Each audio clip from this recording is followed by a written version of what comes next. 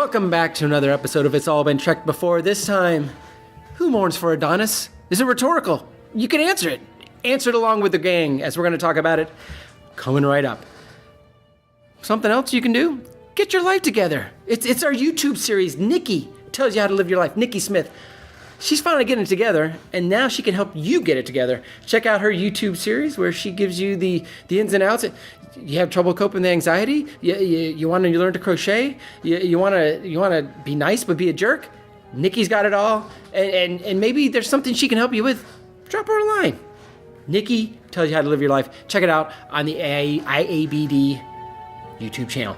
Also, while you're supporting us, another great way to support us is go to patreon.com/IABD. Become a supporter, a contributing supporter.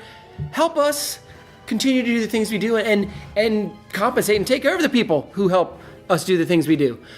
Just go there, and all kinds of benefits to giving besides hearing more and more of what we do here. But right now, who mourns for Adonais? On It's All Been Trekked Before. Welcome to another episode of It's All Been Trekked Before. Your crew today is small but mighty. Yes, Stephen is here. And Jimmy-Jerome. And that is it. Yeah. In an episode where everybody was on the Enterprise. That's true. Nobody's here. We are talking Season 2, Episode 2, Who Mourns for Adonais? Is that how you say it? Yes. Because I don't think they ever said it in the You're right, episode. They don't. There was never the titular reference. Yeah, they referenced a lot of gods. And for some reason, I always think he is Adonais, but turns out he's Apollo. Right. Not that I'm a mythology expert by any means, but... Yeah, I mean, I honestly, just now, I'm Googling Adonais to see who Adonais was, and he the epitome of the best of human... He was the beauty. I looked at this a little bit. I know the line comes from a Shelley poem that he wrote about, I think Keats, or Yeats? Yes. One of those poems. Yes. Shelley for John Keats, yes. Yes, yeah, obviously it references kind of what happens in the episode. Yeah, who mourns for those Greek gods. Yeah, I get that. This was a more abstract title. Yes. As Star Trek sometimes does. Yeah, which I like the title. I mean, it could have been Who Mourns for Apollo. It could have been. I'm just saying. Yeah. This is more, artsy's not the right word. Erudite, maybe? I don't know. The title, it was trying to be high culture. The title is erudite. Yeah. The episode itself, it has some ideas. It does. It felt very much like a repeat of Trelane. Yes, Esquire Gothos. And that's always been my feeling with this episode. And when I thought about it, when this was coming up, that's all I could think about is, it's a very similar episode. I mean, the Carolyn is the anthropology and Carolyn Palamas, played by Leslie Parrish. Anthropology, archaeology, and ancient civilization. And wasn't that MacGyver's title? Didn't she have a similar title? And then, of course, she left with Khan, so I guess Carolyn was the next one. Yeah. All these archaeologists, they just keep getting seduced by the old guys. They fall in love with they fall in love with their idols. Yeah, I mean, she very much felt like part of the main crew, which was weird. Yeah. They've done that before with guests. Yeah, and they create this whole relationship with Scotty and everything, and that's cool. And then Scotty had super crush on her. Yeah. Super crush. Yeah, insane. Not insane, but, ridiculous. To the point that, the beginning of the episode is a high school drama where they're talking about, I don't know if that should be happening. I don't know about... It does have the nice line that I did laugh at where Kirk says, I don't think of it as losing officer. Wait a minute. That is what's happening. Losing officer. But it was just a weird, very high school cafeteria... Yeah.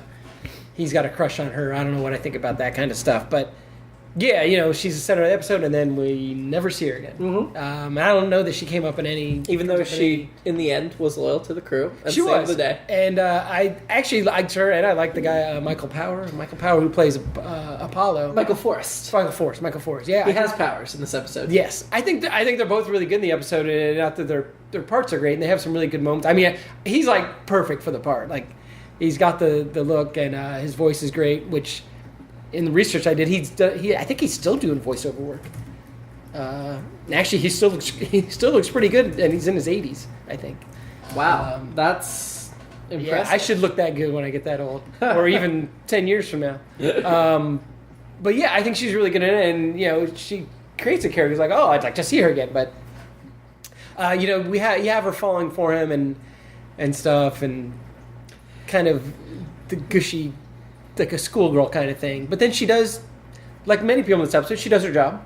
She gets it together, and then...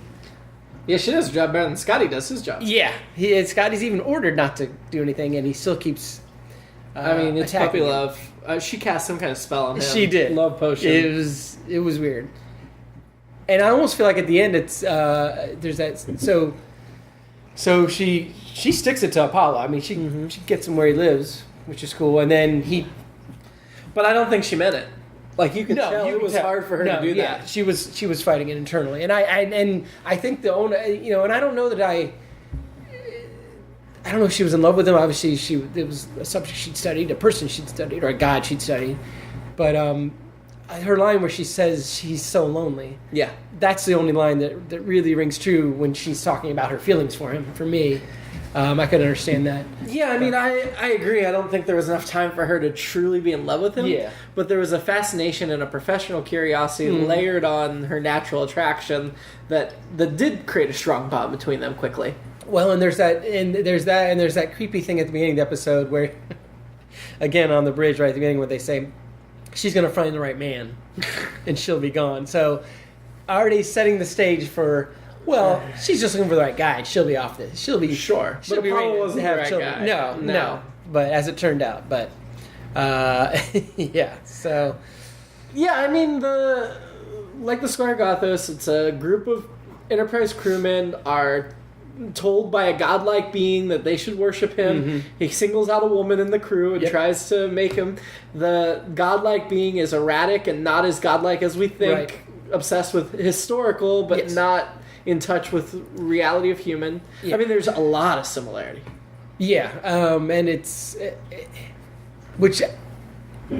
Obviously, we just watched Squire Goths. I guess it's been a couple months. But still, it's a lot fresher than usual.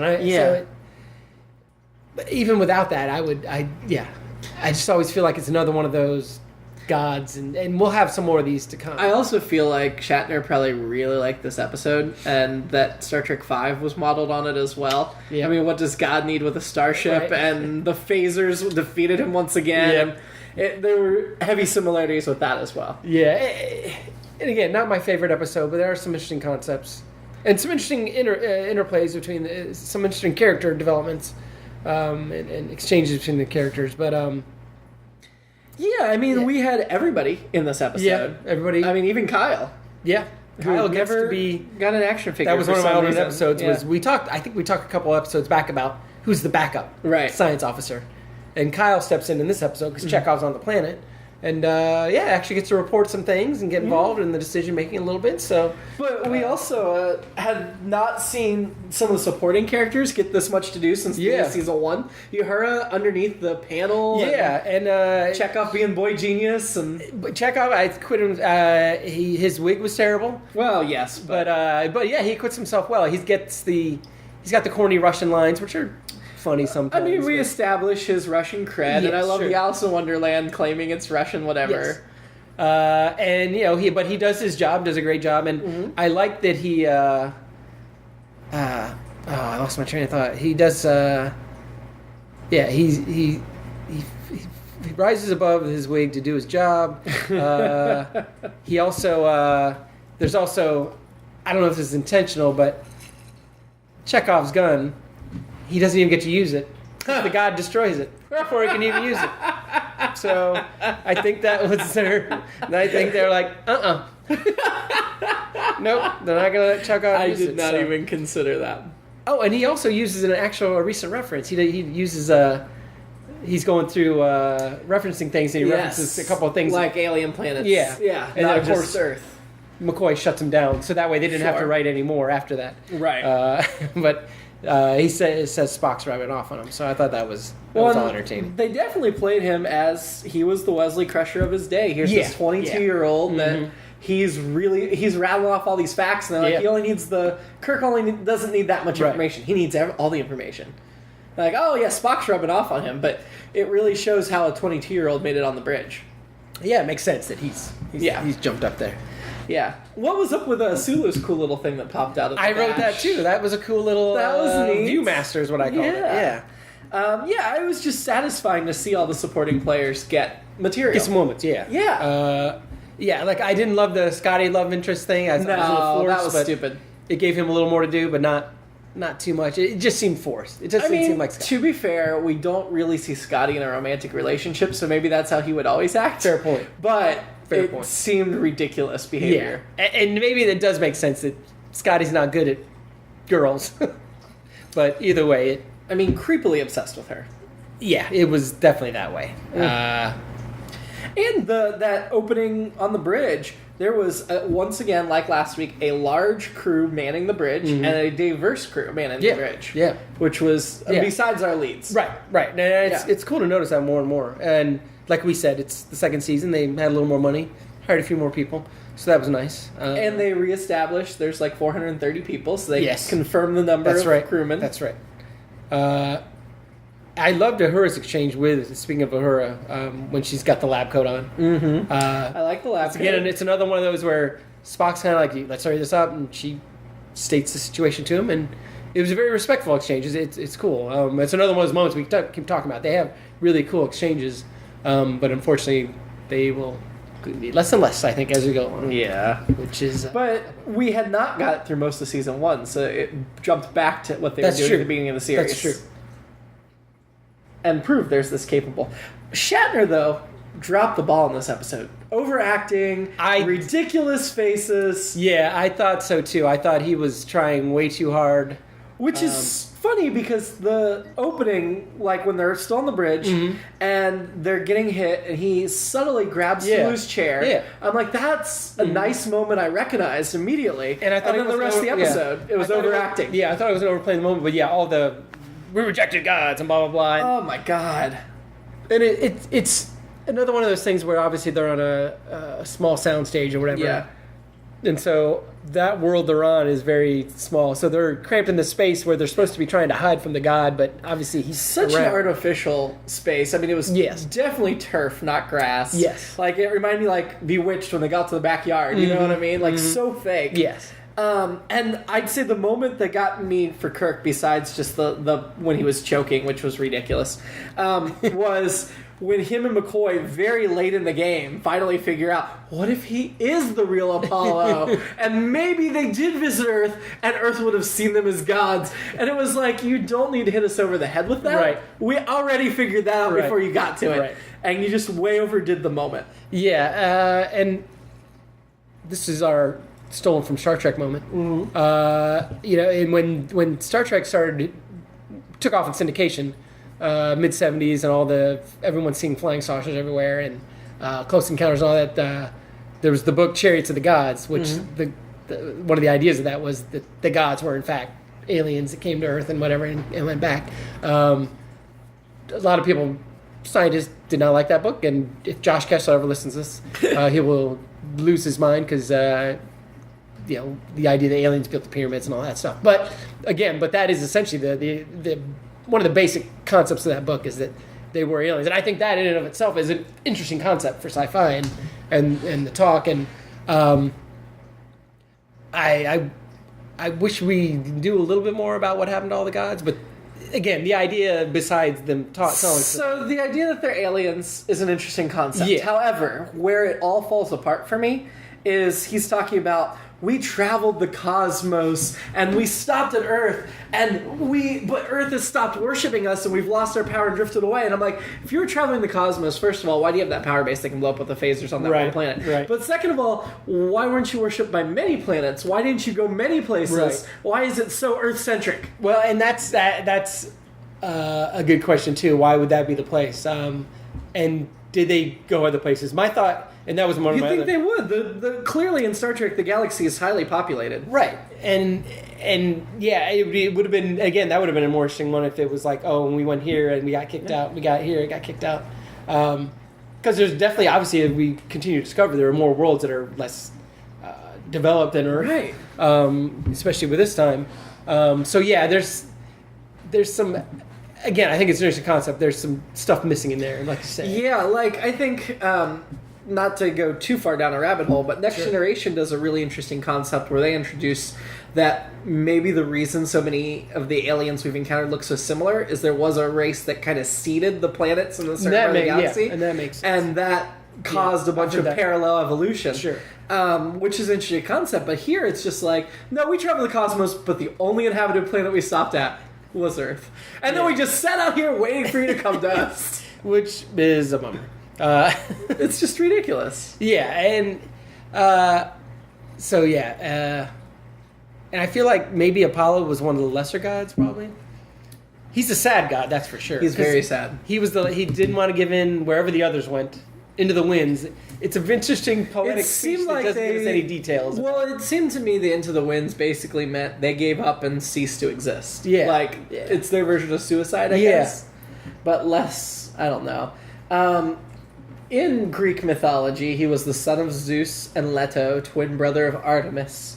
And he was one of the most complex and important gods. The god of music, poetry, art, oracles, archery, plague, medicine, sun, light, all these different things. I mean, it's an interesting god to choose. Sure. They just didn't make all that much use of it. Like, I feel like you could have subbed out Apollo for any of the other gods and the story wouldn't have because he was a sad god, and then he was a petty god, and then, it's again, very much like Trelane. Oh, I'm jolly. Oh, I'm angry. Yeah. And there wasn't much in between. I'm the moment with him and Carolyn, the one scene, the first, when they go away, it's a longer scene than I remembered, and then they do get into some stuff, which is interesting. But the god of passion. When he was like, we were gods of passion. That was the only time he showed like his actual personality. It might have set him apart from other gods to me. Well, and while we're on the gods and humans is Kirk's speech about humans pretty racist? Remind me. So at the end, he's trying to appeal to Carolyn that, hold my hand, feel that, it's human flesh. Yeah. And he goes on this long thing about we share a common ancestry and history and this and that. And to me, it felt like he was saying, you have to stick with us, not with them. And it feels a little racist. I mean, we don't want Mexicans crossing our border. Exactly. They don't share our ancestry. Right. We're not the same. Well, to be fair, the only alien that they hang out with all the time is Spock, and he reminds them of Pan, and Pan always bored him. But yeah, I thought Kirk's speech, again, a little racist. The lines in this episode. The Pan always bored me was funny. I've written down several lines verbatim, because the lines were just... you seem wise for a woman, which is ridiculous, sexist. Terrible. Sorry, Kipton, I've never met a god before, and you haven't yet.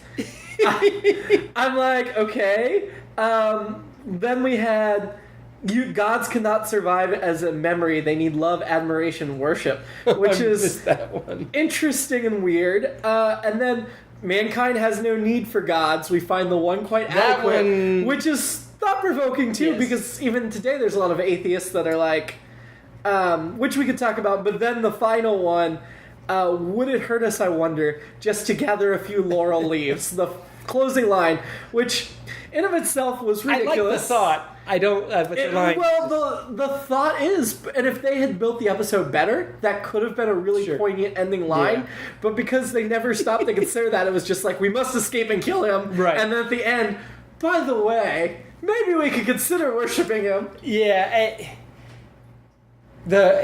I like the way that Carolyn at the end doesn't. She breaks down a little, but she doesn't bury her head in Scotty's chest or Kirk's, which you. No, she's a little more. I feel like everyone that moment plays for me, but again, like you say, it doesn't land as nicely as it should because they script the rest of the episode. We feel bad for Apollo to a certain. I mean, and his tears and all there. That again, I think he and Leslie Parrish are really good in this episode. But yeah, it just doesn't pack what it could. Well, I think what we should have had was from the beginning Kirk being conflicted about fighting him. Yes, yeah, because that would have made a better episode. Yes, and because we had another recent episode where Kirk's just straight to nope. We gotta kill him. Right. We gotta blow. Taste for Armageddon or one of those. And this is Apollo's the last of his species. Yeah. And not only is he like last of his like the species. salt vampire, right? But he also has deep connections to Earth, where surely there could have been some type of compromise where they're like, look, we're not going to worship you. You can't control us. But come back to Earth. People will probably be interested in you. Yeah. And that's sort of a worship. Yeah, and Kirk doesn't make that appeal when essentially Apollo's committing suicide. And I feel like, look, in Apollo's day, they had a few million people on Earth. It wasn't that populated. Yeah. He sends them back today, and they got, 7 billion now. In the future, you're probably talking at least 30, 40 billion people. Yeah. Surely you can get a couple million to be like, yeah, we like you, let's form a colony. Well, and that's the weird thing of... And again, with Apollo, did he just not advance at all? Because he's still stuck on... Well, that part I kind of got. Yeah. I think... He's still... Because he was definitely hanging on to his past. Yes, and I get that. And so that's why I bought that part of it. Yeah. And, evolution or whatever didn't appeal to him. Right. Changing. There was just... it just should have been... better. Oh, and the other line I forgot was, you stiff-necked thistlehead, when Kirk was talking to Scotty. That was another one that, again, it was kind of a nice moment where he's like, you gotta get it together. Yeah. Plus, I almost lost an officer. And then Thistlehead is just like, what? Well, the stiff-necked thistlehead came before he opened up. Oh, okay. And I was kind of like, why are you being a jerk to Scotty? He was being a real jerk to Scotty. Oh, yeah. And then you realized it's from a place of caring, and that's like, oh, okay, that's one of the more subtle moments of the episode. It is. Yeah, and that's one if Shatner doesn't overplay those first two lines. I think it really... Well, Scotty, when he flipped over that table, is ridiculous too. So he got his share of ridiculousness. He did. I will say the second part, besides Kirk's beginning subtly grabbing the chair, that I appreciated was when Apollo grew large for the first time. The reaction shot they had of Kirk, Chekhov, and McCoy, I really liked that. That's a cool shot. It was a cool shot, and also their faces were, I believed, oh my god, this guy's growing. Yeah. And we didn't expect that. Yes, that was a cool shot too. They did that part well. That's just... I also had a problem with when the hand grabs the starship. The hand's filling the whole view screen. Yes. And then his face appears, but we don't see the hand anymore. But then the exterior shows the hand hasn't moved. So why is the hand gone from the view screen? Apollo, the gods work in mysterious ways. That's such as he can go on a walk with what's her face, Carolyn, but they have to appear and disappear from the garden, and then they reappear over there to keep about walking. 20 feet over, yeah. Like, why can't we see them walk out of the garden? Yeah, I don't. Yeah, I guess it was easier than cutting the scene or whatever, but yeah. Now, I know I've had a lot of complaints about this episode, and if you have more complaints, let's do those first. Sure. But before I say why I don't hate this episode, well, this is a negative, but it's I don't think it's handled terribly. But essentially, Carolyn's sexually assaulted by Apollo. Am I right? Yeah. I mean that and the the way scene where she was thrown to the ground, it was real creepy. I mean, it's very creepy. It was hard to watch. When she comes back, it's obvious, and I think that's her doing a great job of. It's clear that she isn't just, I'm brokenhearted. Right. She cannot get over. She's not getting past what happened, and it was disturbing. I thought and in a good way. Yes, for the way it should be. Yes, like I said, she played it well, and I think you see a change in Scotty and the rest of the people, the rest of the crew, the way they're interacting with her. Not only did he sexually assault her, she's beaten up. So he. It's disturbing, and so it calls into mind, why did they leave Earth in the first place, and what might have went wrong? Right. Yeah. Because clearly he's having issues with just a small group. Right. And like I said, my other alternate episode was that this isn't the first group that's wandered by, because in my mind he could have just been sitting there for 2,000 years. He'd have to be looking around. So. I think he fails every time. They just don't all have to blow him up, his stuff, but somehow they get away. He fails. But my other stuff are just silly little notes. But I feel like going towards the positive. While this is very much like Squire Gothos, I thought it was superior storytelling to Squire Gothos. I thought the story was a little more cohesive, a little more thought-provoking. I think I agree with you, because in my memory it was the other way around. I like Squire Gothos because it seemed more fun, I guess. Or something. I think Squire Gothos is more iconic because William Campbell's performance, as Trelane. Yeah, and I think this is a better story. Yeah, and I love Michael. It's Michael Forrest, right? Yeah. it's hard to play a god. I think this is gonna go near the bottom of season 2 because season 2 is superior. Yes. But I think if this were season 1, it would be middle to middle upper. Yeah, I think so. And to that end, not only the storytelling, you right off the bat they established Spock's in charge here. Yeah. And it's the B story, but it's actually a good B story of people doing their jobs, like we said. And it's, being able to include all the supporters. Yes. Yeah. And also the tying Apollo back to Earth was such an interesting concept, even if it wasn't completely well executed. Yeah. Like I said, it was stolen. Yeah. Many times over. We've been visited before. Sure. Yeah, clearly. So yeah, I let's see. What am I got my fashion? Yes, fashion. We already started a little bit. Chekhov's wig, Uhura's lab coat. The lab coat was great. Now, why do you think they put her lab coat? Because when she was laying down, you'd see too much? I don't.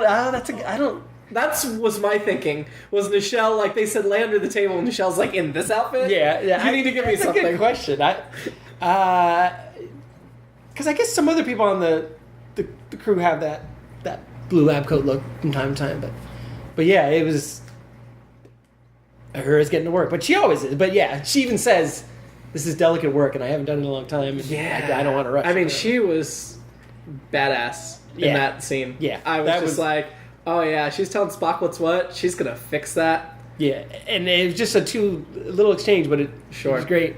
And then back to the planet or whatever. But I also noted her skirt actually got longer this episode. Oh my goodness! It couldn't get any shorter. No, so it actually went the other direction, which, she still looks great regardless. She fought very hard for that. I think she's like, Mirror's coming up. You'll get your skin there.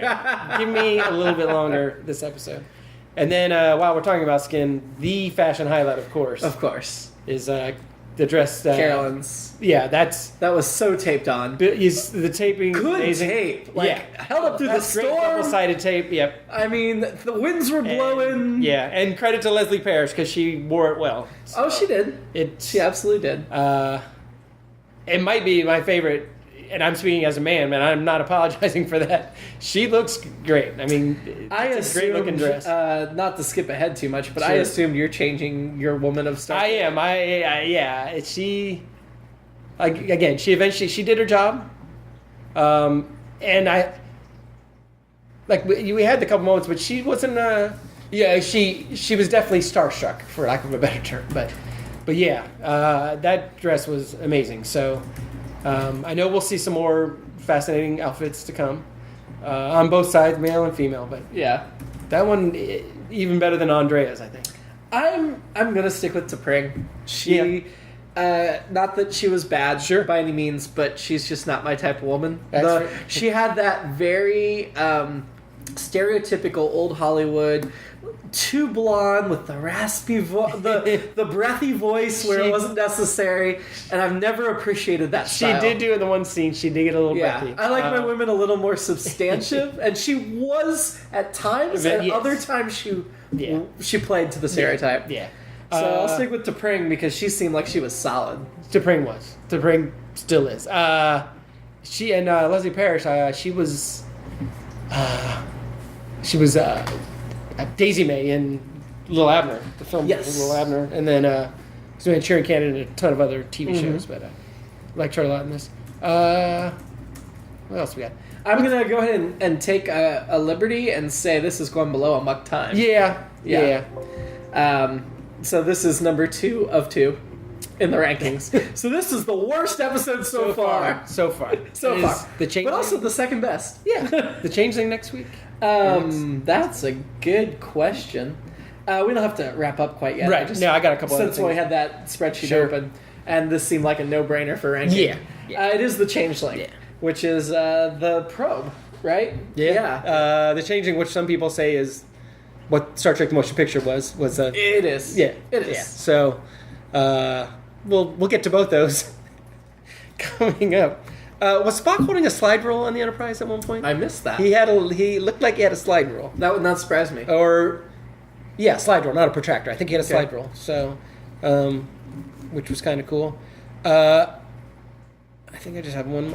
Cheshire Cat. That was another one. So right after Chekhov made the old might be a references, minx. they went into an ancient reference. So, but still, I like that reference nonetheless. And then I like the idea of them talking about rushing him, the four of them. Now, the execution was silly. They're just all yelling at him, which seemed weird.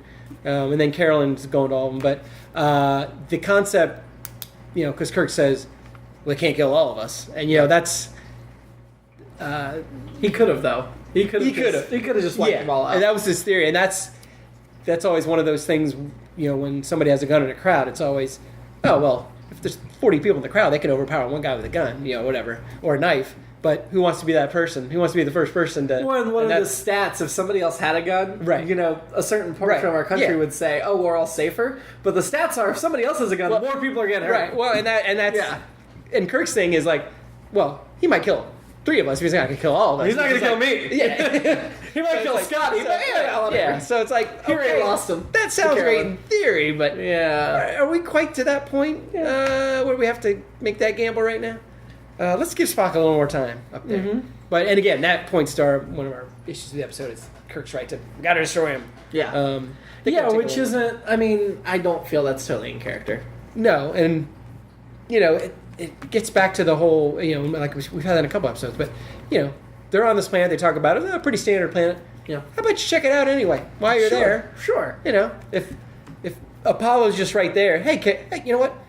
We're going to go get some of those laurel leaves, and then you just explore a little and buy Spock some time instead of getting right to, let's get to this. And again, of course, they had 48 minutes. Just reason with Apollo, like, hey, we have 400 people here. Yeah. We'll try to bring you back to Earth. You got to promise to be your best behavior. Yeah. But we'll take you home. Hey. And you'll be good.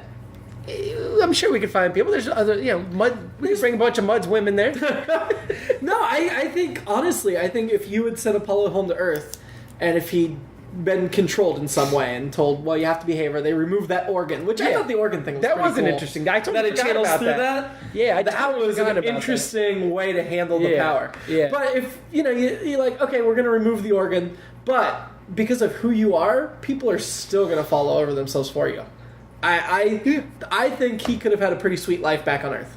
Yeah, it seems like it didn't have to.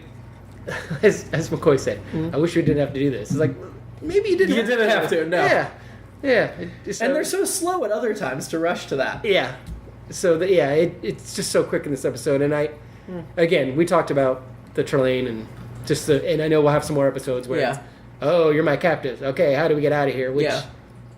I just feel like we're starting to hold it to a higher standard because the episodes have gotten better. And that's quite possible. And it's weird because we can cite all these bad things, but it was still enjoyable. It was still entertaining. Yeah. It was not a hateful episode by any means. No, I enjoyed it more than I planned. Because I didn't remember really liking this episode that much, and I found a lot more to like. I wasn't bored. Yeah. Which I thought I was going to be bored. One other thing I didn't write. The guy who co-wrote this with Gene L. Kuhn, I think Gilbert Ralston, he also...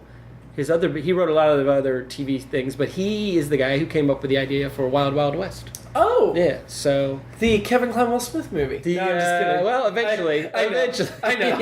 He got blamed for it. I think actually he was dead by then. Gilbert Ralston. Yeah, so his family, he eventually sued and I think it was when they announced the movie, he's like, all right, I'm cashing in. Yeah. I want to get paid for this now, and... unfortunately, it was after he passed away, but his family got a couple million, I think. He's actually best known for writing the movie Willard. Oh, that's right. Yeah, Willard. I forgot about that. And he wrote for Alfred Hitchcock Presents. Yeah. Wrote something called The Hunting Party. He's got plenty of... Well, those are producer credits. But, he's got 36 writer credits. Yeah. That's pretty good. Yeah. Directed by Mark Daniels, who I feel like that name sounds familiar. He directed 15 episodes. One of the more regular Trek directors. Yeah. I don't really have a problem with the direction. I thought the direction was pretty decent. Yeah. And, we can make fun of the AstroTurf and whatever, but, it wasn't a bad set. No. For what it was. It was what it needed to be. Yeah. Of course, Mark Daniels is dead, so he's not anything anymore. That's right, yes. But he worked on Alice, I Love Lucy. Oh, yeah, he was big he did a lot of I Love Lucy, yeah. Yeah. So, good staff for this one. Yeah. Got a good crew. Yeah. So, I liked it overall. Yeah. I'll be very curious to see if it ends up at the bottom of season 2. Like I said, I think if it was season 1, it would be about the middle. Yeah. There may be some... I don't think it'll be the bottom one. I know that. I feel strongly about that. I know Okay. there'll be some other. Well, I could be I have to wrong. look I don't at know. I gotta those. yeah. Yeah, I definitely know there's some stronger entries. Yes. But this, yeah, I mean, it was better than a lot of season 1. I'm sure it's going to be better than most of season 3. Yes, I can assure you. Oh, God. We have to? No, we have to. We do. Season 3 is the only season I haven't seen. We do. Well, I haven't seen most of those That's going to be a lot of fun. Well, Is that'll it? be well. Well, yeah, some of it. I mean, I do want to watch it, In a but I'm bad- glad we have this podcast to force me to watch it. In a bad is bad kind of way, it's going to be fun. Okay. And again, there are, and it, Well, in as the we dark- get to them, there will be somewhere there'll be some. We'll find some diamonds in that rough, or at least moments. Yeah. And then there are definitely a couple of good episodes. Well, in the dark days of season 3, and probably the animated series too, although I haven't watched it, I'm assuming. Yeah. We got the motion pictures to look forward We to. do. We have the spin-offs to look forward to, which We the do. spin-offs were great in the 80s Yeah. and 90s. Yeah. They were really solid. Yeah. So, we'll get through season 3, and Yeah. then we'll move on Yeah. to better pastures. Yeah. Well, yeah. I can't wait. Can't wait. Yeah. Yeah. Anything else you'd like to add for this one? I think that's all I got. Yeah. This is a short one. But it wasn't because it was bad. I think it's just because there's only 2 of us. No, it's not. And there's not as much to... No. We cut through the sexism very quickly, but There there's was probably some something we sexism. missed. But There was some maybe, sexism. but- I mean, sexual assault, and they were treating her differently. yeah, the Yeah. whole she's gonna get married and leave the fleet, leave the ship. But Yeah. and wise for a woman, is that what the line was? Yeah. Yeah. Which, I mean, it was funny because, yes, in the period of human history it comes from, women were treated That's differently. true. That's But true. there were female gods, and they were not treated as differently. This is true. And so he knows that there are females that deserve power True. and stuff. So that to me is the part of Greek mythology and stuff that kind of rings a little bit like, oh, these women had powers. Why do you treat women so poorly? Do you think she believed he could give her powers? I'm not sure. I think she was kind of starting to believe that she could be a goddess, but I think she was definitely tempted by him for Yeah. real. yeah, And I could see why if I were in her place Sure. and it was a beautiful goddess. Yeah. Yeah. sure. It would be hard to be heroic. She was heroic. Yeah. She was really heroic. in Is this Athena the episode. goddess of beauty? Yeah, she could probably talk me into something. Yeah, right? Yeah. I mean, Yeah. She got us a war, too. I mean, Oh, she's well, tough. There you go. We'd have to... She could probably talk If me into that's that, wrong, too. I'm going to cut it out, but I think that's right. Again, I don't know mythology. Yeah, that's... Not the expert, clearly. No, me neither. But Aphrodite, of course. Oh, yeah, that's who I was thinking of, Aphrodite. Yeah. Athena's the goddess of wisdom, craft, and war. Okay. So I was right. There's war in there. Yeah, Athena could kick our butts. Yeah. But Aphrodite's the That's who I was- beauty. yeah, that's who I the was- classic beauty. Although I do think the way they did Carolyn Palamos, she was kind of the ideal of classic female beauty from Yes. that era. Oh, yeah. So that Yeah. made a lot of sense. Even though you're like, why wasn't it Uhura? But Trelane already played with Uhura. And I like that they could show her entire bare back, and it was lovely. But And some side boob in they there. still couldn't show her belly button. There was side boob though. There was. There was. And, Plenty of Apollo nipple. oh, yeah. Tons of Apollo. Yeah, yeah. His top was not taped down. No. But yeah, again, he was perfectly cast. He was a big Yeah. guy. His And- black, almost blue hair. Yeah. Yeah. I think And- that was natural. And I couldn't tell if I imagine he was probably tan, but it looked like they had some bronzer on him to make him even more the god look. So, next week, we'll be back with the Changeling, Space Probe. What could go wrong there? It'll be fine. And then, we've got lots of great episodes coming up. Yep. Yeah. Come back. Do you know, Steven, would have really been so bad if we went and gathered some laurel leaves? I wouldn't know where to start. I could kill an animal and set it on fire or whatever. Wasn't that a sacrifice? You do that, I'm going to gather leaves. Okay.